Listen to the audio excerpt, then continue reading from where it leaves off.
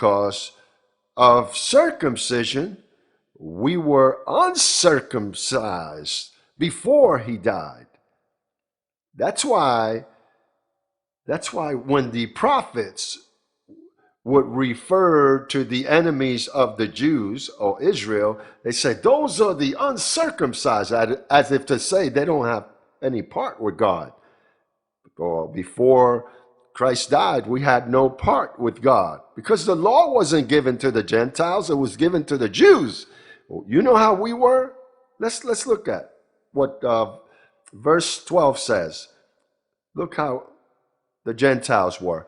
That at that time we were without Christ, being aliens from the commonwealth of Israel and strangers from the covenant of promises, having no hope and without God in the world. What a condition. But what happened when Jesus died? Verse 13 says, but now in Christ Jesus, you who once were,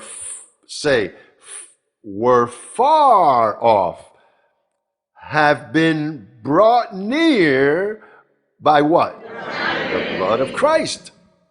And what happens to a Jew that doesn't acknowledge the bloodshed of Jesus Christ? They went astray. They went astray.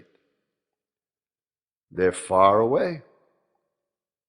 This used to be a synagogue, a Jewish synagogue. What does a synagogue play? What role it plays 2,000 years after? It used to be a synagogue. Now it's a building. It's not a synagogue. It's a building where the church comes to listen to the word. But we have to see here that they were stripped of everything. Look at what verse 15 says. Look at what happened to the Jews. Having abolished in his flesh, in the flesh of Jesus Christ, the enmity, that is the law of commandments contained in ordinances. What are the laws and commandments contained in ordinances? The law of whom? Moses. Say, it was abolished. And what does it mean when something has been abolished? And what are people doing keeping the law? So then what happens? The Jews were stripped of everything. Verse 15, having abolished in his flesh. Imagine, look at what the flesh of Jesus Christ came to do. To abolish the very law that was given through Moses. Look how God is. He gave the law to Moses and now he comes in flesh to abolish it and remove it.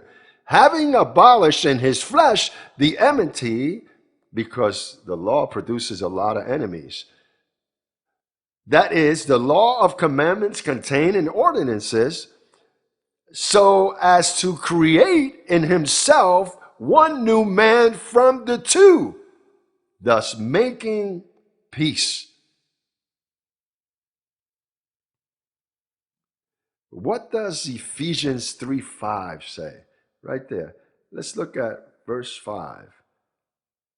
The mysteries which in other ages was not made known to the Son of Men, as it has been revealed by the Spirit and his holy apostles and prophets, that the Jews, that the Gentiles should be fellow heirs of the same body and partakers of his promise in Christ through the gospel.